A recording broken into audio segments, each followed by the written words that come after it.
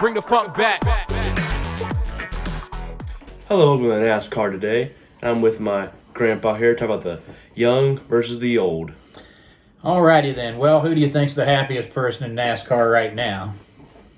Denny Hamlin? I'm going to go with the Watermelon Man. He's laughing all the way back to the farm tonight as he's still in the playoffs, and he got a little revenge exacted on him, and yet he gets to get more points than Hamlin or Busch. So he's probably feeling pretty good about right now, and I imagine Chase Elliott is too, but who cares about that? And in case you're confused, Denny Hamlin and Kyle Busch got disqualified after today's Pocono race in the Pocono Mountains, so Chase Elliott was awarded his fourth win of the season. Boo. All right. Nobody cares about that. So let's talk about Kevin Harvick. Can Kevin Harvick win a race this year?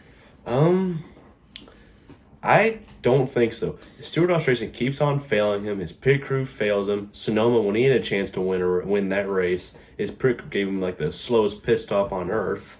So it's like, yeah, he's given me little reason to believe, but I'll tell you what, when you look forward in these races and you see Michigan, you have to remember a lot of good feelings for Kevin Harvick. 5 career wins there. And a lot of them recently, and some of them in a row. Yeah. So, I happen to remember one weekend where he just really dominated that place, and it hadn't been all that long ago.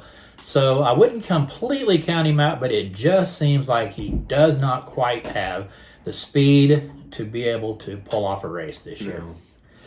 And what makes matters worse for Kevin Harvick right now is he's not going to get in on points. It just don't look like he could possibly gain those 84 points that he would need to catch up with Truex, if, assuming nobody else wins a race, which with Daytona coming up, with the Indy race coming up, they are kind of wild cards. Yeah, because you remember the Indy Road Course last year. Chase Briscoe and Hamlin, they went at each other. Briscoe dumped him, and then Allmendinger won. I don't think anyone bet money on that happening.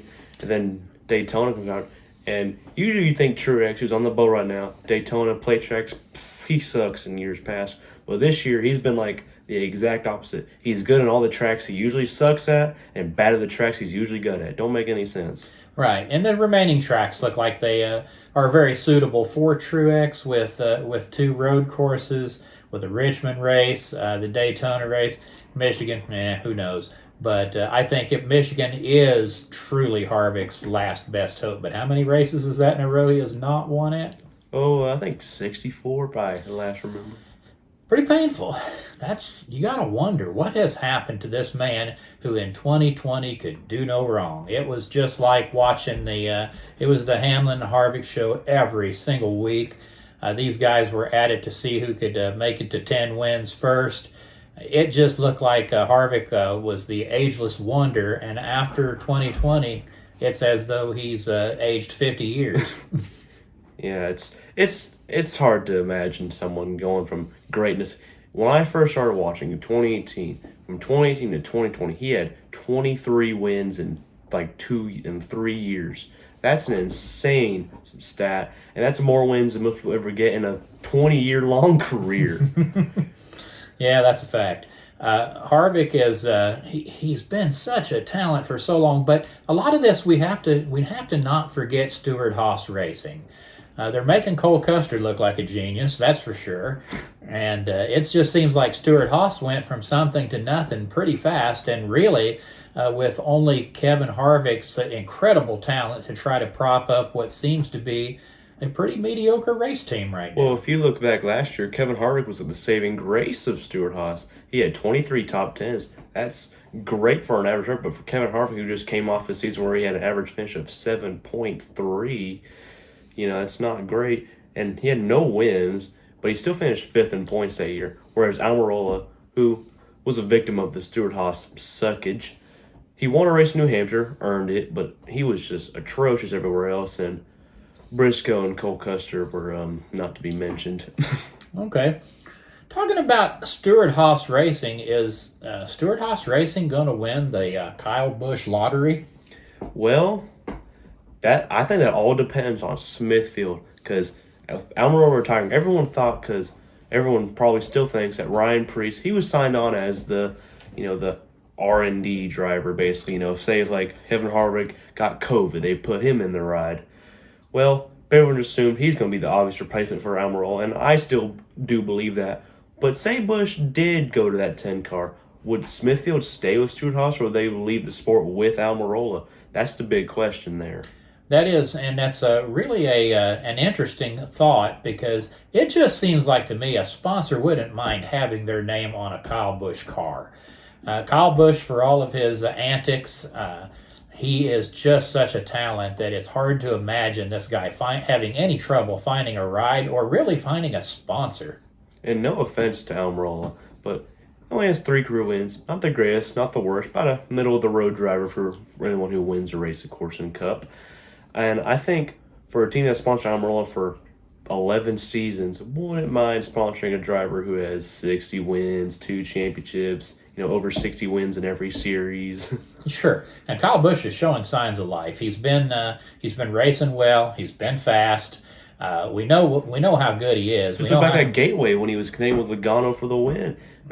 Logano, he beat him out, thankfully. But, Busch has been contending. He had a rough streak here and there, but... Yeah, so today, while it may seem a setback only getting 1 point out of the race, Kyle Busch had a very good race. He was at the front all day long. It looked like he was definitely had every opportunity to win in that race. Not very good adjustments on that last pit stop, and that may have caused him to be a little too tight and not be able to really handle that car. But that, all that notwithstanding, Kyle Busch is incredibly good, and you could possibly see him in that 41. He wouldn't be as good as Cole Custer, but, he probably could not embarrass himself too bad. It is shocking for Cole Custer, who in 2019, the year before he joined Cup, he had 7 wins that year. This is like the year of the Big 3 Part 2 Electric Boogaloo, but for Xfinity, where Reddick had 6 wins, Custer 7 wins, Bell 8 wins. A dominant year for those 3 drivers in Xfinity in 2019, and all 3 of them go to Cup at the same time. And it looks to me that while Bell and Reddick are flourishing, having great years, Custer was the first one to win, but was also the first one to suck. Yeah, it didn't seem like coming into this year I wasn't really putting all my marbles into the Chris Bell boat, but man, that guy has been really good. He's having a great year, and he's going to be with Joe Gibbs Racing, I would say, for many, many more years. Unless he gets Eric Jonesed. He's had a little more success than Eric did, and I think that we had the discussion earlier this year where we discussed Chris Bell versus Eric Jones, and Eric Jones, in his defense, is not doing bad in mediocre equipment. So he's doing just fine for himself. Chris Bell looks awful good, though. Kyle Busch, who knows? I think Stewart-Haas might be, next to Joe Gibbs Racing. My guess is that he's going to end up in a Stewart-Haas car, but I'm still thinking Joe Gibbs is going to try very hard to get him back. Here's a wild thing. Penske only has 3 full-time cars. They could open up with a 4th car if they wanted to. Yeah, that would be, that has not been really talked about a whole lot with Kyle Busch, but if I'm a race car team, I'm wanting Kyle Busch. And remember last year, Penske opened the 33 for 8 races for Cindric to make some Cup races. Sure. Well, do I think it might be hard for him to get a charter for that 33? I think Busch could qualify it in. Probably so. Yeah, there'd be some interest there, I think. So, I think that the discussion on Kyle Busch is going to be interesting. If he was worried about a ride next year, it didn't look like it today. He was in it to win it today. But I don't know. What do you think? Anything else? Well, the only thing I can think of is Harvick and Busch. They better hold on tight for these next few weeks and years, and maybe Harvick retires after next year. His contract's up after 23, but... Yeah, he's going to have to win. He's going to lose interest if he can't. You're talking about, let's say he goes through next year, he's got 100 races without a win. Who needs that? You got a guy that's won so many races in his career that, one more isn't going to matter anyway. And, losing all these races in a row, it's got to be very, very depressing for him. I can't imagine him thinking about continuing on if something doesn't change. And Stuart Haas is going to have to be the thing that's going to have to change. This reminds me of Jimmy Johnson's last 3 years. Had a great year in 2017, started out, was a title contender, eliminated the round of 8. And the next 3 years just couldn't find the same luck. Made the playoffs in 2018, which was the start of the 3-year winless streak before he retired. So, shades of Jimmy Johnson for Harvick. The wrong kind of shades. Yeah, that's funny how two such outstanding racers would have the same end, isn't it? Yeah. Alrighty, well, that's a great video. So I think we ought to wrap it up right now before it gets any worse. You guys have a great day. Buckle your seatbelt.